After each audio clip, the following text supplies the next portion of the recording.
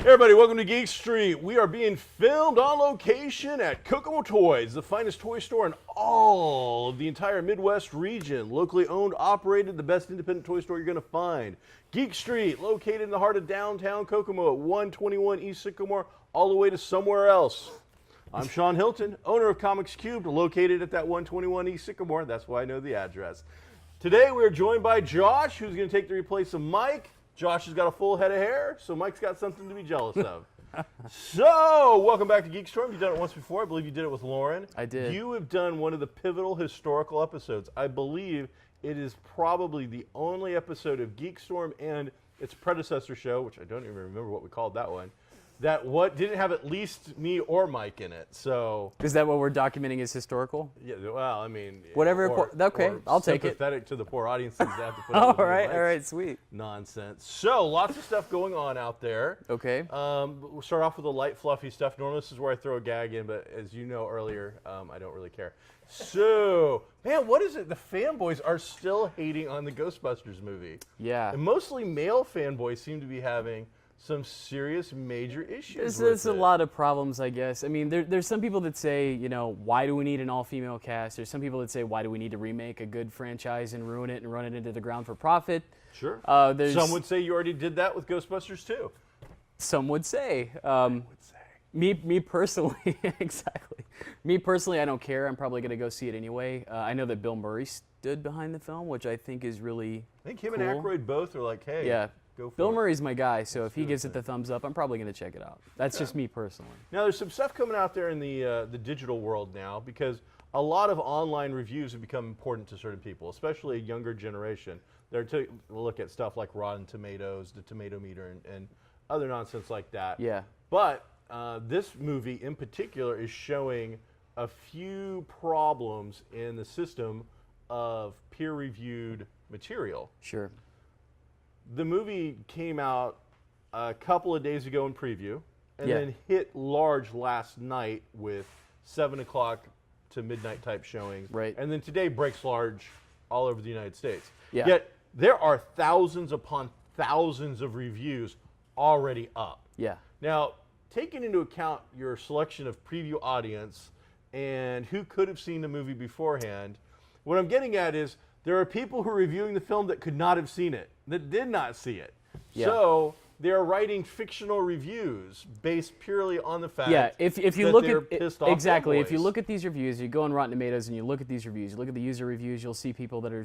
I mean, it'll just be one sentence. It'll say something like, "Didn't need to happen," or "Why."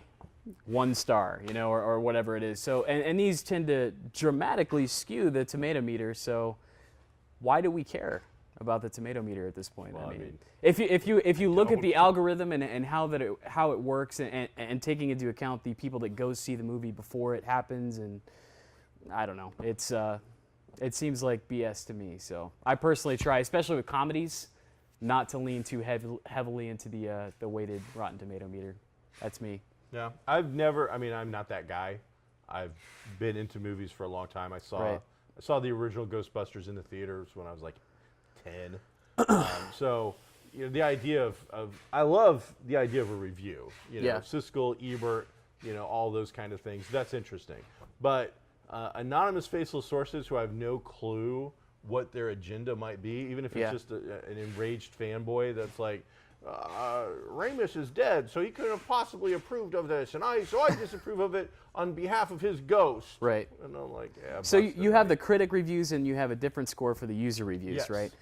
Which one do you usually rate more heavily? Do you look at the Neither. critics or? Oh no, I don't care about either of them. You don't care about either? No, of I them? mean, I like the back and forth commentary if there's Yeah. an actual like kind of debate or at least a conversation. Right. But actually, just even if it was me, like, I like this movie because, and just writing it out. Right. I mean, if I find your writing entertaining, I might read that. Sure. You know, the guy from Yahtzee, whatever, if he was writing reviews of things and just trashing stuff, it's humorous. Escapist. But even that, I don't care. Yeah. I'm still going to buy or watch whatever it is that I'm going to watch. Like, I'm going to go see this movie. I don't care what a bunch of people see. Sure. But I didn't go see Warcraft, and I didn't go see Independence Day. Yeah. I did go see Warcraft. I did not see Independence Day. Gotcha. Yeah. And and the truth is, I've got no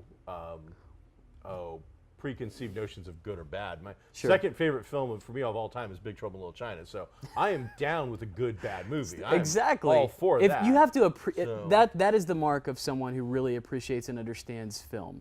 Someone who can understand and appreciate a bad movie like Big Trouble in Little China. Absolutely. Yeah, exactly. That's a classic film. If you don't get why that's good, stay away from Rotten Tomatoes. Yeah. Mr. Myers, one of our, I don't even know what the hell he does really. He looks up stuff when we ask him for. What you're making some odd, strange things there. What's wrong there, buddy? I feel that Big Trouble in Little China is a true 80s classic, and John Carpenter worked some absolute magic on the screen with no budget. Yeah. However, I'm also a sensible human being that understands that that's a bad movie. So it's a bad movie, which I can say is amazing, but no, when I show it to my friends and whatnot, I'm like, all right, listen up.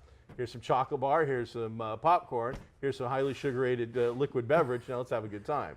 But if you're going to try and compare this to, the fact that the slud was named Rosebud, I got nothing to bring to the table. On it's not a Citizen Kane film. No. I watched Big Trouble in Little China for the first time last year. I'm trying to catch up on a lot of films that I haven't seen.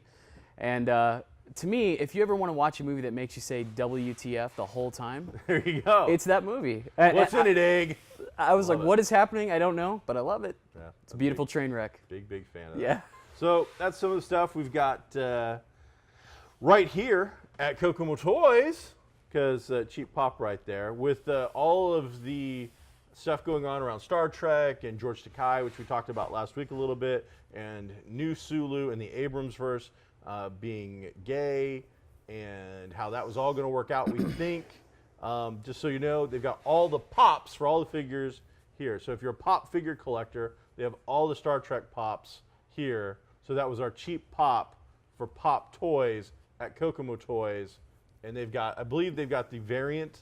They've got the straight Sulu and the gay Sulu. And you can even put them together. And how can you tell the differences? Well, I'm just throwing that out there to help them sell like an extra one that they can say, hey, this just you curious. Don't know. Yeah. It's a secret. So yeah. you got to figure it out. All right. So, all right. So good stuff. Fair so enough. The big thing of the week, though, is definitely Pokemon Go, which we've got like the cutest Pikachu ever here. Pika Pride there is bringing it to live and to the table. So what can you tell us about Pokemon Go that we have not already learned from memes wallpapering Facebook currently? Let me tell you, the internet right now is full of two types of people. Haters sipping on a big old bucket of haterade with Pokemon Go, and people that are just absolutely fanatical about it. I mean, the extremes could not be more real. And I would say it's exactly. It's the old school like sports helmet with the 2 cans of haterade and the straws like just double dosing. Man, it is some vile Pikachu hatred. Head. Okay, I like that. It's good. Yeah. So first off, this is a Pikachu in a dress that my wife had imported from Japan. She's kind of fanatical. Yeah. That is really cute. So there's a luchador Pikachu. Is there? There's all kinds of different versions of Pikachu.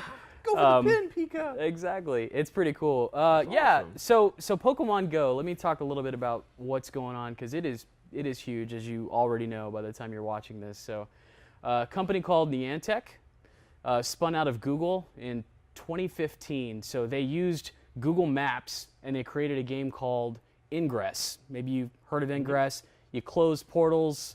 Your team works together around the city. It was pretty big here in Kokomo. I didn't actually play Ingress, but I know a lot of people that did. While these people were playing, Niantic crowdsourced the players, and they said, why don't you go ahead and upload works of art around the city, things you feel are important culturally to your city, and we will use those as stops or major portal locations. So Niantic took that data from a few years ago, and they said, why don't we use an IP that everyone knows and loves, Pokemon? And why don't we talk to Nintendo and get that license and use all this data that we have from Ingress and create gyms and Pokestops all over the cities that these people have given us. So every city in America, most cities, unless you live in Podunk, sorry, there are a few people that are kind of out of luck there, but that's going to be fixed soon. So you have, the Kokomo Library is a Pokestop. You have Ivy Tech, IUK, those are Pokestops. Actually, those are gyms, and then you have popular pieces of art around the city, they're Pokestops. So the idea is you go around from place to place, whether it be biking, walking, parking in your car, do not Pokemon and drive, people, and you catch Pokemon. Now this is device-ridden, mostly phone-based, but you could use a tablet. You can use a tablet. So you need data services and you need GPS services, right? So it needs to know where you physically are on a map, and it needs to be able to connect to Niantic servers, which, by the way, are Google Cloud Platform Services, in case you guys are wondering why the servers are so terrible. Anyway, they're working on that. But yeah, you need GPS, you need data, works on an iPad, works on a tablet, works on a phone, doesn't matter. It's augmented reality. So you can use your phone's camera and you can point it to, a body of water, the grass, the street, wherever you happen to be, and you will see a Pidgey, you'll see a Jigglypuff, whatever, a Pikachu. And you can throw a ball at it, catch it, boom, you've got it. There's 151 Pokemon in the current version. Okay. Today, in the newest versions, there are over 720 Pokemon, so they have dramatic room for expansion. Okay. So in the late 90s, they introduced Pokemon Red and Blue, 151 Pokemon. As I understand it, there aren't that many in the game currently, so they're saving Mew and Mewtwo, your big crazy legendary Pokemon, for special events. Okay. And they're going to say something like maybe go to City Hall, and whatever team you're on, there are teams in this game, red, blue, and yellow. Goblin Games is mostly Team Yellow. I run the city page for Team Blue. Sorry, buddy. So that's Team Mystic. You try to control gyms for your team. You go around and you get special points if your team controls the gym, etc.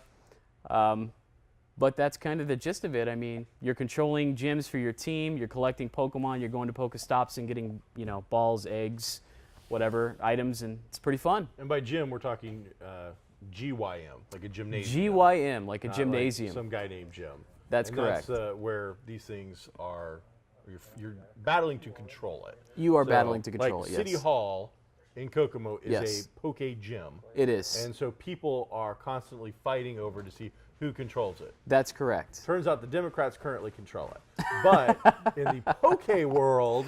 That's funny because it's yellow. It's not currently blue, so... All right, so Team Yellow's got...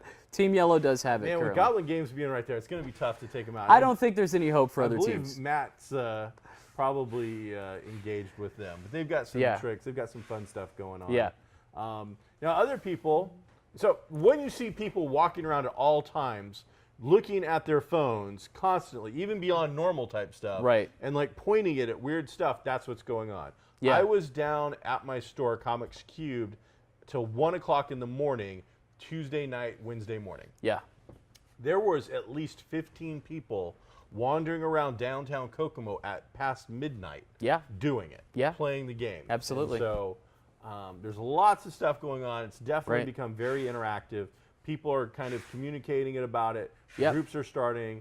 People are going out into the cities and the towns, walking around, seeing what things are there and what has to be offered. So it's good city involvement, good community-based thing. Yep. There is some controversy, though, because the information, as you pointed out, was sourced by normal people who were not paid for it, and they got a ton of information. Plus, if you sign up for it and you're using the Google app, they're basically, from what I've gathered, able to data mine your material from where you're going, what you're seeing, which would allow them to advertise directly. Yeah, so this is where I can come in. So I'm a systems engineer specializing in cybersecurity by trade. Okay. That's what I do for a living. What's that mean? It means I try to secure and help people protect them from bad guys, right? Cyber attacks, and inform them of what privacies may be violated by stuff. So what privacies, if any, are currently being violated by Pokego? So first off, I have to say that the concern was that if you sign up using your Google account, they had full access to your Gmail account. Niantic could then read your emails, send emails on your behalf, etc. They never did that. They just used a template that sort of said, that other apps in the store say, just give us access to these things so that we can use your phone's camera for the augmented reality, so that we can use GPS, whatever we need to make this app work. Niantic claims, and I happen to believe them, that they did not use they didn't send Gmail on your behalf, they didn't read your Gmail, and they have since patched the applications that you can download in the Google Play Store and the Apple Store. I'm an Android guy. So now you don't have to give them those permissions anymore. So that was just a template they used. It's fixed. You no longer have to worry about that at all, and their official company statement is they did not use that at all. So yeah, that's been a concern. Another concern is you might see people walking in the middle of the road. I keep getting stories. I'm very vocal on Facebook about how much I love Pokemon Go, and I keep getting people sending me stories about individuals walking off of cliffs, not looking where they're going. I call that natural selection. If you're a person who looks at your phone and walks off a cliff. Sure. Unless you were chasing a 6-foot blue bird off a cliff, you shouldn't be doing it. Yeah, exactly. So... There's dangers with everything. This is what I'm going to say. This is my statement. In the last couple of weeks, I've walked or jogged more miles than I ever have in my life. I've met more people that I don't know in my lifetime. Just walking around, talking to old and young alike. This game is good for businesses. Absolutely. This game is good for social interaction. This game is amazing for exercise for our young and old alike. And it is also doing wonders for people with anxiety or depression or who just maybe don't have a lot of reason to go outside of their house. Objectively, this is a very positive game for communities all over America. And I really want to caution the critics of this game. Please understand the benefits before you start posting on Facebook about individuals walking off of cliffs or standing in front of a car in the middle of the road. Those are few and far in between, but what we can observe everywhere are the immediate and amazing benefits of a game where you need to go outside for it to work. So. And devil's advocate on the other side of that. Yeah.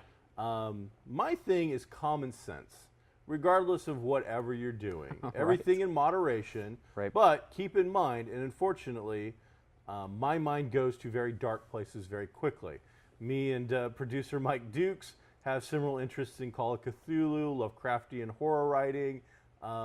We have read since a very young age about bad things. Sure. Keep in mind, you know what? If you can, pokey in a couple of buddies. Sure. You know, go out in groups, because I'm waiting for the horror story of. I mean, we've seen a couple of memes of Bill. I think it was Bill from like Silence of the Lambs. Yeah. Wild Bill, like, yes, there's a Pokemon in my basement. In my basement, which is all funny until some sick guy or woman, whoever, gets it in their head to figure out a way to use the system to do bad things.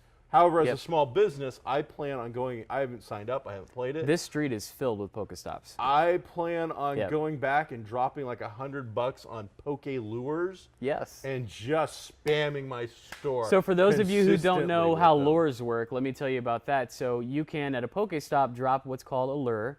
Everyone who comes by the Pokestop with the lure active, you'll see like pink confetti falling on it on the map. Pokemon are more apt to come to that location, so you will have a better chance to catch Pokemon if you come to a stop with a lure. So here on Geek Street, there are a couple. There's a couple downtown by the courthouse. They're all over downtown Kokomo. We have a plethora of Poke options. If you, in fact, I would actually venture to say, if you are looking for lures for Pokemon Go in Kokomo, downtown is your #1 best place to catch Pokemon currently. Yep. I said I plan on going back, signing up for the game, and you can use real money to buy Poke Lures. Yeah. And I plan, wherever the nearest one is, which I think might be a fence like right next to my store. Yeah. I've got to send the bell. Yeah. That's what has to happen. You can now start to also send them options and ideas. The Liberty Bell next to the gazebo, I believe, is not a pokey thing yet. Right. Oh, that needs to not be that way. That needs to be pokey, whatever. They're going to take submissions eventually for new stops and gym locations. Right now, they're not.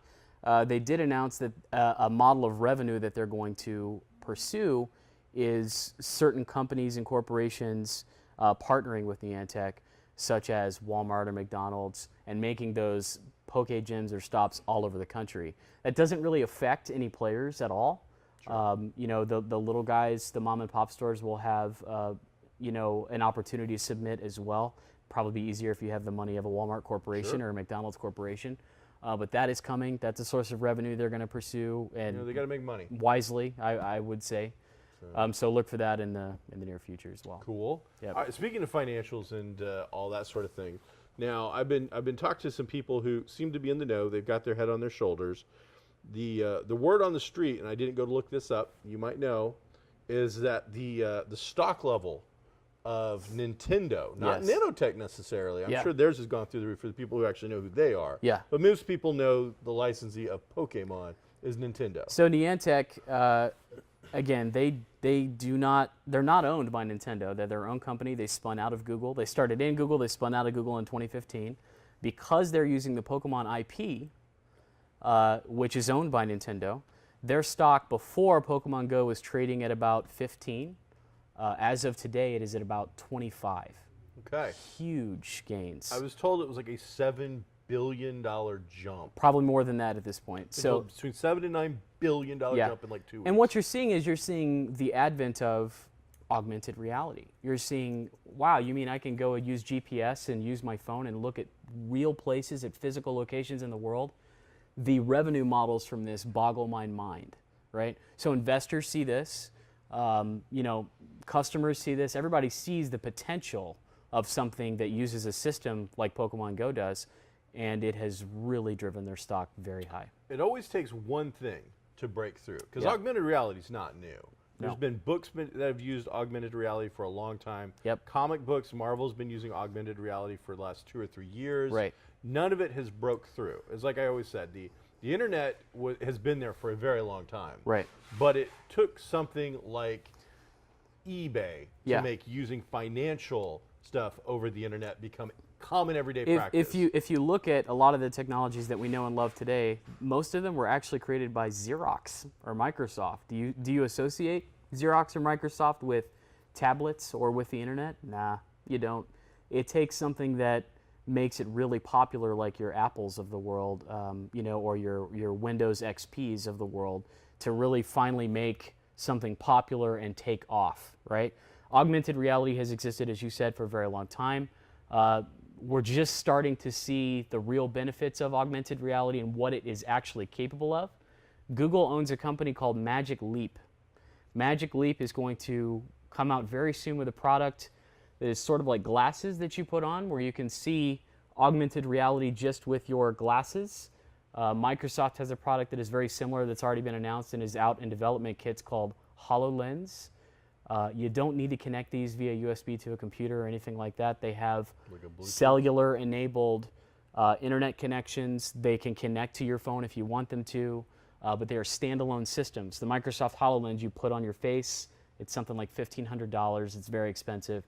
You know, everything's expensive at first, and then it kind of comes down. But that is coming. So you won't need your phone pretty soon for the Pokemon Go. You'll just be using your glasses. And you'll walk Early around. adopters got to pay. Yep. You got to pay to beta test for all of us. Amazing. So, also on the Nintendo bandwagon, because Mike's not here, so we're going to talk about fun stuff.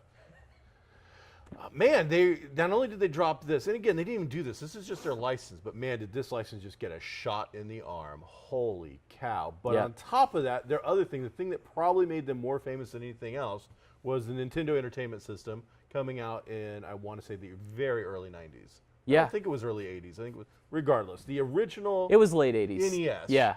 is now coming back in a miniaturized form. The Nintendo with Classic. preloaded games. Yep. And it is 60 going to games? use the classic controllers. Yes.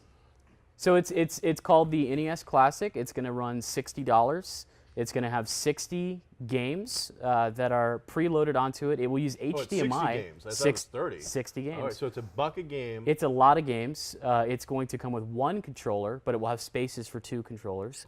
Wow. So you'll have to buy another controller, right? That's how they always get you at Nintendo. But it will use HDMI, so it's going to be really tiny, travel size Nintendo with 60 games, and the games don't suck. They're really good. Most of the games that you can probably point to, all the Mario Brothers. Or 2 Zelda games. Zelda 2. You're going to have all the Mario Brothers. You're going to have Final Fantasy if you're an RPG guy. You're going to have Punch-Out. There's a ton. The full list is available. Jumpman? I'm not so sure about Jumpman. Yeah, Ice Climbers is on there. I don't know if you're big. Anyway, there's a ton of games. This is just the start, I think, honestly. Nintendo has a history of reusing their older games. So if you look on Virtual Console for Wii or Wii U, you can get old games. They've been selling these forever. Now they're just giving you a small piece of hardware that contains a concentrated amount of their old games. I think we're going to see Super Nintendo, miniature Super Nintendo. I'm thinking if this goes over, Yep. if they don't already have it in the works for this Christmas, Yeah. I would imagine next year release for an SNES miniature. That's one what with I'm a psyched about. bajillion So games on a it. lot of your 90s kids grew up on SNES, right? A lot of your 80s kids love Nintendo or Atari. I was born in 83, don't remember a lot of the 80s. SNES, Oh, you missed that was so my much. jam. I know, right? Trying to catch up, but SNES, when it comes out, I can only imagine it's going to be huge. But again, because as far as I was concerned, in the console wars, which is where Nintendo really got its start, Yeah. they were an afterthought at this point. They were a footnote. The only thing that the Wii is bringing to the table is their catalog and the license that they've already got. In the actual war, there's only two powers right now.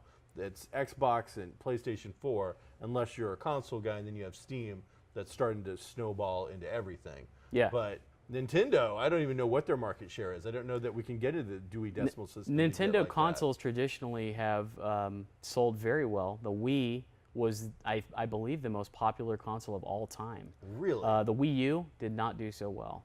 Okay. A lot of people just sort of saw it as why I've got this clunky game controller. But the Wii, when it came in, it was the motion controllers. It was new. It was happy. Everybody loved it. The Wii did extremely well. Wii U, not so much. Nintendo announced a new console called the NX. We don't have a lot of information on the NX right now. It's supposed to be forthcoming very soon. Nothing at E3 about it? There was very little about Wow. the NX at E3. They're being very tight-lipped about it.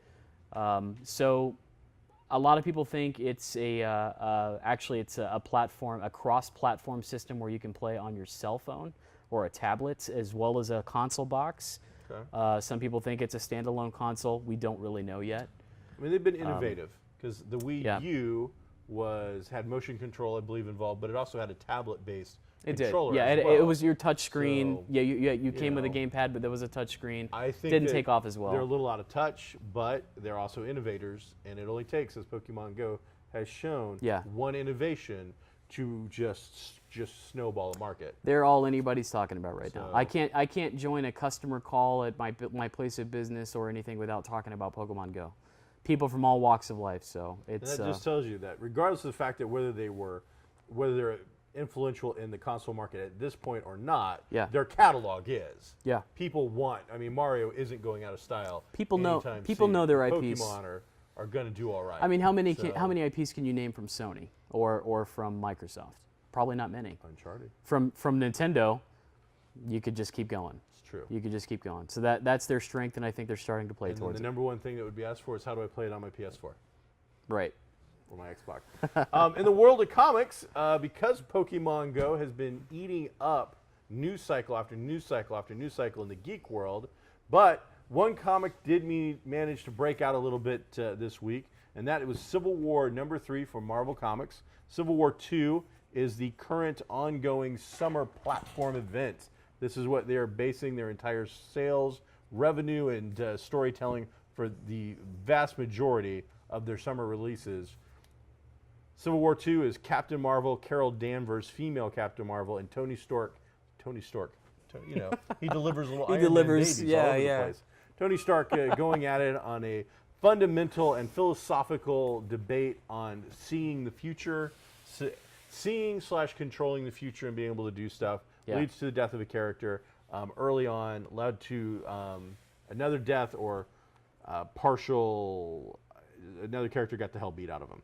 We're going to go into a little bit of spoiler. We only got like a minute or so left. They knocked off Rhodes, which is Iron Man's little buddy. Sure. It was War Machine in the movies. He got whacked. She-Hulk ends up getting hurt to the point where we're not sure if she's whacked or not. There's gamma rays involved, so whatever. But the big thing is in issue 3, the guy who has these visions, they're Nostradamus of the Inhuman world, tells him, "Oh crap, I just saw a vision," and the Hulk just killed all of you. The Hulk just wipes out all of the heroes. Oh, wow. So what do you do if you have a fundamental dispute between Iron Man going, "We can't use that kind of information. That's silly. That's not the future. The future has to happen to be the future." And Captain Marvel's like, "We got, inside intel. That's what we're going to do. Got to take precautions. We're going to do." So what do you do when you see a vision of all the heroes in the Marvel Universe all getting massacred by the Hulk? Question the vision? You take all the heroes all at once to find the Hulk Oh, okay. and ask him, "Hey, Banner, what are you doing, buddy?" Yeah. Now, this is storytelling 101, and it's Marvel, and you got to have these things. But if you just had a vision of the Hulk killing all the superheroes in the world, maybe, I don't know, you send Puck from Alpha Flight by himself, like, "Hi, Bruce. Are you up to bad stuff? Maybe not do that shit anymore, please." Somebody. I wouldn't send the entire Marvel Universe, but that's what they did. That's And interesting. in the middle of the Yeah. conversation, it's getting a little heated. Hank McCoy hacks Bruce Banner's computer and finds out, oh, wait, he is messing with different gamma stuff and whatnot. And then all of a sudden, he hasn't hulked out, but he's getting agitated. It's like the opening scene from the Bill Bixby, Lou Ferrigno, like, "I'm getting angry" kind of thing. And all of a sudden, the Hulk takes an arrow through the head. Boom, or the Hulk, Banner, takes it and is dead. Okay, so when he's in banner form. Yes. Okay. Right before Okay. you think maybe he's going to switch. He hasn't switched yet. Okay. So they flash out. They go find it. It's Hawkeye. Hawkeye just ended Bruce Banner. Oh, man. And then the backstory is Bruce came to him and said, "Here's a little device. If I ever Hulk out again, it's been over a year that I've been Hulk clean. You put an arrow through my head and you stop this." And they go into some backstory. So That's heavy. the big thing is that the Hulk, Bruce Banner, currently is dead. Now, in the Marvel Universe, there's a different character that's actually the Hulk right now anyway. As I said, it really was. The Hulk, Bruce Banner has not turned into the Hulk in the Marvel Universe in a year. Yeah. So, but it's also Hawkeye that just did him in, murdered him in front of, again, the entire Marvel Universe. But he was told to do that by Bruce Banner. Yes, but I mean, euthanasia is only legal in so many states. And then- Poor Clint Barton, man. That's, so you had this one philosophical debate about being able to see the future and if you use that information or not. And now they've just tacked on this. I'm going to kill every single superhero in the world, and boom, he's dead. So heavy. some fun, cool stuff. Want to thank the Kokomo Tribune for covering Kokomo's Geek Street Comics Cubed Scholarship Fund. The Excelsior Scholarship Fund got some love on page 3 of the Kokomo Tribune, and we talked about it. It was awesome. But I also wanted to thank Kale, C-A-E-L-E, Miss Pemberton, who did the article, and congratulate her. Not only did she cover it, but it got picked up by the AP, comic book resources, internet sites, and got spread all over the world. So Very cool. there you go. That's GeekStorm for today. I'm Sean Hilton. I'm Josh King. We are GeekStorm located live, because Mike loves it when you say that, on Geek Street in the heart of downtown Kokomo. So bring your Pokemons down, get your phones out, go capture some Weedles. They're infesting my store. Get them out of there. See you next time. Adios.